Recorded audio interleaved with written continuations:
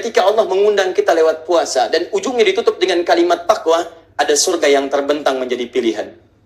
Anda bisa masuk ke taman surga. Anda bisa masuk ke surga yang luas langit dan bumi. Ada surganya, surga Firdaus dengan segala amalan yang mungkin Anda wujudkan di situ. Dan semua peluang itu terkumpul saat Ramadan. Allah ingin mengatakan, tidak semua orang puasa akan meraih derajat takwa, kecuali orang yang serius, sungguh-sungguh saat menjalani puasanya.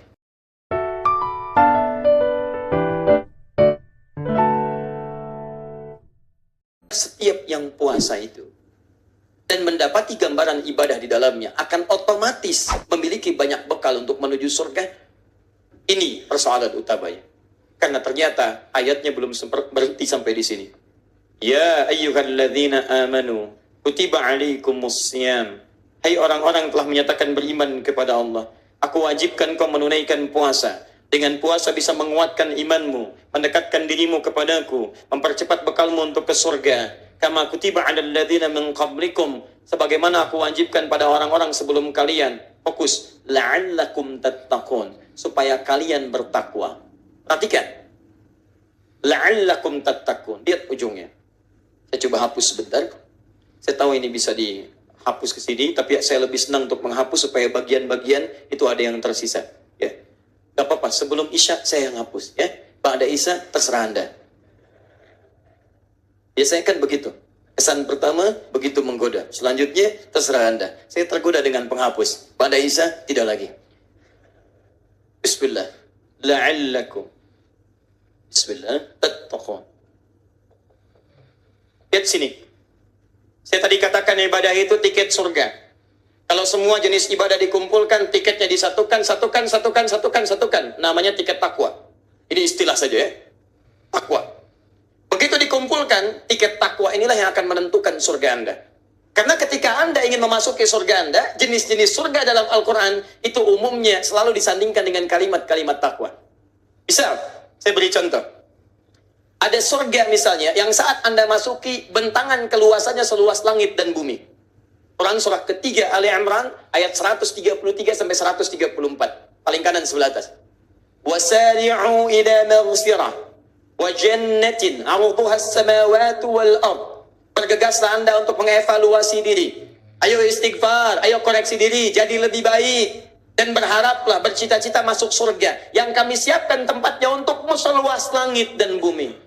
Siapa kamu yang dimaksud? U'iddat lil muttaqin. Kami sediakan untuk orang takwa. Takwa. Lihat. Begitu dia mau masuk ke surga yang luasnya seluas langit dan bumi ini, takwanya dicek dulu, dikumpulkan tiket-tiketnya. Dari mana mendapatkan nilai takwa ini? Lihat ayat 134-nya. Itu amalannya. Alladzina yunfiquna fis sarai wad dharra, orang yang gemar infak dalam keadaan lapang ataupun sulit. Wal kadhimina al ghaidha, yang sanggup menahan amarah. Wal 'afina 'anil nas, yang memaafkan kesalahan orang lain. Wallahu yuhibbul muhsinin, dan dia banyak berbuat baik dalam kehidupan dan dicintai oleh Allah Subhanahu wa taala. Dia mengumpulkan kebaikan, infak, tahan amarah, banyak berbuat kebaikan, amal soleh. Bukankah saat puasa ada gerakan untuk infak? Bukankah saat puasa ada diminta menahan diri Anda? Begitu Anda kumpulkan. Jadi jenis amal soleh, terhimpun bagian takwanya, Allah sediakan jenis surganya. Baik, Quran surah 51, ayat 15 sampai 23. Paling kanan di pertengahan sampai sedikit ke bawah. Lihat kalimatnya. Innal muttaqina fi jannatin wa 'uyun. Sungguh orang-orang takwa, kami akan sediakan di antara mereka yang masuk ke taman surga. Yang ini seluas langit dan bumi, lebar luasnya, yang ini disediakan di taman surga. Anda tinggal di komplek. Bukankah di antara yang terindahnya ketika Anda tinggal di komplek di depan tamannya? Di komplek ada bagian tamannya. Anda tinggal dekat situ, Masya Allah, pemandangannya indah, nyaman, nikmat. Ada orang yang tinggal di surga, di taman surganya. Akhidhina ma atahum innahum kanu qabla dhalika muhsinin. Mereka mendapatkan kenikmatan langsung dari Allah Subhanahu wa taala. Siapa mereka? Innal muttaqin, orang takwa. Bagaimana mereka mengumpulkan tiket takwanya untuk mendapatkan surga yang terindah tadi, taman surganya? Lihat amalannya. Dari mulai ayat 17-nya, 16 17. Kanu qalila minal laili ma yahja'un. Amalan pertamanya, mereka sedikit tidurnya. Sedikit tidurnya, luar biasa. Kalau sedikit tidur menggunakan kalimat ihja', itu artinya dia ibadah malam, sedikit tidur di malam hari. Dia bisa masuk ke dalam surga yang telah disediakan dengan segala kenikmatannya. Dan kalau sudah disebutkan dalam redaksi Quran, Anda jangan pernah robah. Anda hilangkan kalimatnya, jangan pernah dikurangi karena tidak akan mendapatkan hasilnya. Dan jangan ditambah karena ketika Anda tambah berubah maknanya. Allah katakan ini sedikit tidur. Anda tambahkan sedikit-sedikit tidur. Akan beda maknanya. Surga ini tidak akan pernah diraih oleh orang yang sedikit-sedikit tidur. Tapi sedikit tidur itu yang digambarkan. Sedikit tidur itu gambaran dari sholat malam. Bukankah dalam bulan Ramadan Anda sedikit tidurnya? Ba'da Isya ada sholat lagi. Malamnya Anda zikir lagi. Bahkan Anda bangun sebelum subuh untuk sahur. Bahkan ada amalan pasca makan. Ada, bukan cuma makan sahur itu. Ada amalan yang indah. Teruskan. Wabil ashari hum yastaghfirun. Dan di waktu sahar mereka mengerjakan sahur. Sahurnya bukan sekedar makan. Tapi ada istighfar yang mereka lantunkan. Nanti kita tunjukkan dalam rincian amalannya. Dimaksud saya, ketika Allah mengundang kita lewat puasa. Dan ujungnya ditutup dengan kalimat takwa. Ada surga yang terbentang menjadi pilihan. Anda bisa masuk ke taman surga. Anda bisa masuk ke surga yang luasnya seluas langit dan bumi. Ada surganya, surga Firdaus dengan segala amalan yang mungkin Anda wujudkan di situ. Dan semua peluang itu terkumpul saat Ramadan. Terkumpul saat Ramadan. Karena semua amalan-amalan yang disebutkan dimaksimalkan saat di bulan Ramadan. Persoalannya, apakah semua orang yang beramal itu bisa jadi meraih tiket takwanya? Ternyata kita mesti sungguh-sungguh. Karena kalimat takwa di ayat ini diawali dengan kata la'allakum. Ini persoalannya. Kata la'allakum berasal dari kata la'alla plus kum. Kumnya menunjuk kepada kita yang berpuasa. Dan la'alla, kata Imam Sibawayh, Ibnu Qunbur, Sibawayh itu pegawan, syekh dalam ilmu nahu, kaidah bahasa Arab. La'alla tidak disebutkan dalam Al-Quran, dalam hadis, ataupun bahkan dalam kaidah bahasa Arab, kecuali menunjuk pada dua makna dengan satu penekanan yang sama. At-taraji wal ishfaq, yaitu huruf yang menunjukkan pada harapan yang sangat ingin diraih tapi mustahil bisa diwujudkan kecuali dengan kesungguhan yang dalam. Saya ulang, harapan yang sangat ingin diraih tapi mustahil diwujudkan kecuali dengan kesungguhan yang dalam. Seakan-akan Allah ingin mengatakan tidak semua orang puasa akan meraih derajat takwa kecuali orang yang serius sungguh-sungguh saat menjalani puasanya. Karena itulah teman-teman sekalian, mohon maaf, sebelum masuk bulan Ramadan, Nabi sudah memberikan gambaran-gambaran agar sahabat bersungguh-sungguh memaksimalkan amalan-amalan di bulan Ramadan. Nah, gambaran inilah yang akan kita keluarkan berdasar keterangan Nabi SAW supaya kita siapkan sebelum masuk ke bulan Ramadan.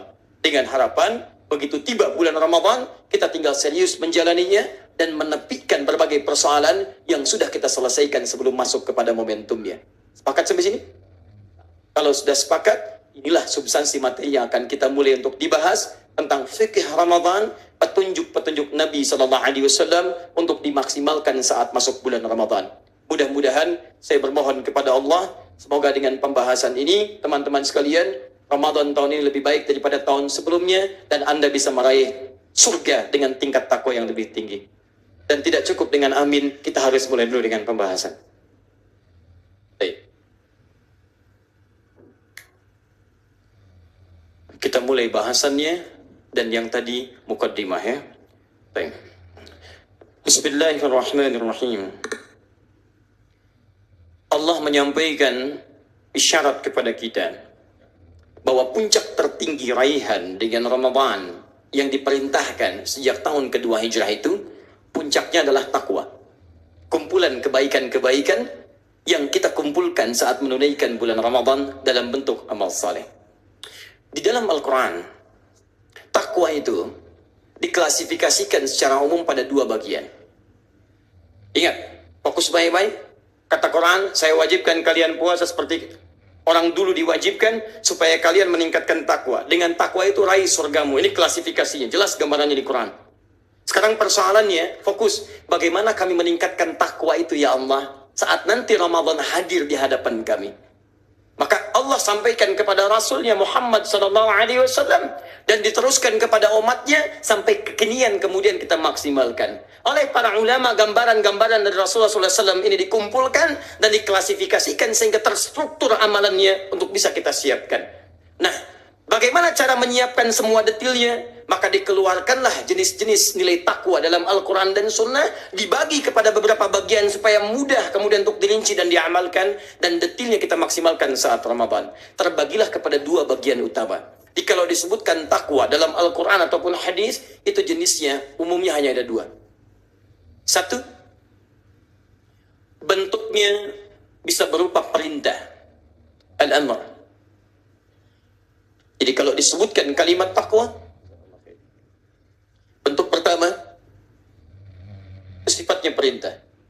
Jadi kita lihat al-amr. Kalau saya sebutkan perintah, amr maksudnya perintah untuk mengerjakan. Yang kedua, ada bentuknya larangan, an-nahy. Kalau dalam ilmu bahasa, ini dua-duanya perintah sebetulnya. Ini perintah mengerjakan, ini perintah meninggalkan. Hanya supaya mempermudah pemahaman kita, yang ini disebutkan perintah, yang ini larangan. Sudah sih? Fokus. Saya bagi dulu petanya, nanti setelah itu baru kita turunkan detail amalannya. Perintah ini, yang ini dibagi dua lagi. Yang harus dikerjakan, lakukan, do it. Itu dibagi dua lagi.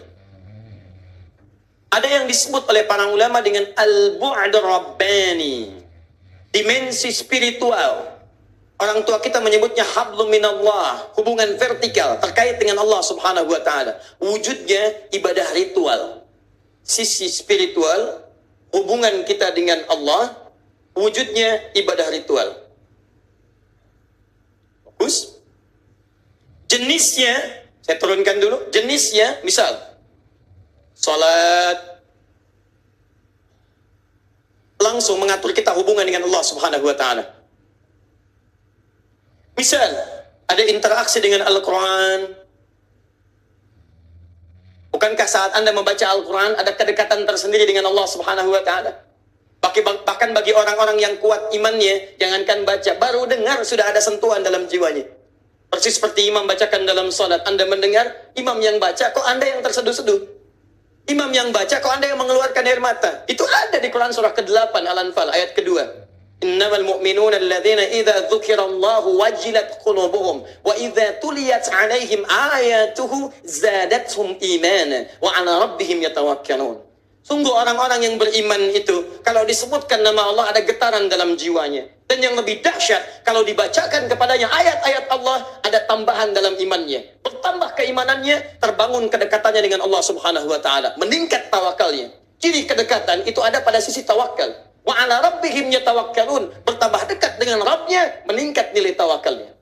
Kita bayangkan. Jadi ketika disebutkan Al-Quran di sini, fokus baik-baik. Ketika Anda baca Al-Quran, menghafal Al-Quran, kalau bacaan dan hafalan Anda benar, terbangun kedekatan yang tidak biasa dengan Allah Subhanahu wa taala. Ada sesuatu yang lain. Nanti kita akan turunkan. Yang kedua, ada yang sifatnya ibadah sosial. Istilahnya al-bu'dul insani al-ijtima'i. Istilah ulama kita hablum minan nas, hubungan dengan sekitaran. Misal, di sini ada sedekah. Nanti kita akan lihat jenisnya kita turunkan. Misalnya ada zakat di sini. Di sini ada infak. Dan turunan-turunan yang lainnya. Nanti kita sebutkan. Ada dengan uang, ada dengan tenaga, ada dengan ide. Bahkan tidak ada uang, tidak ada tenaga, tidak ada ide, ada dengan senyuman, ada, terkumpul semuanya. Begitu Anda kumpulkan, kita lihat maksimalnya saat Ramadan. Apa jenis-jenis semua ini? Terakhir, fokus dulu ini. Ada yang sifatnya larangan. Awas, saat Ramadan, Anda bukan cuma diperintahkan, tapi juga dilarang. Hati-hati, ada larangan nanti yang akan berlaku. Apa larangan-larangan yang dimaksudkan? Hal-hal yang bisa, satu, merusak puasa Anda. Dan yang kedua, bisa bahkan membatalkan puasa Anda. Dan saya berikan rahasia kepada Anda semua saat ini. Dan hati-hati, tolong jaga betul. Ini diantara kita saja. Saya serius, sebelum Isya. Banyak orang yang fokus menjaga pada yang ini, Tapi tidak sedikit yang gagal kemudian menahan yang ini. Dan kebanyakan tidak memahami bahwa yang ini lebih potensial menghancurkan jenis pahala kita dibandingkan dengan yang ini.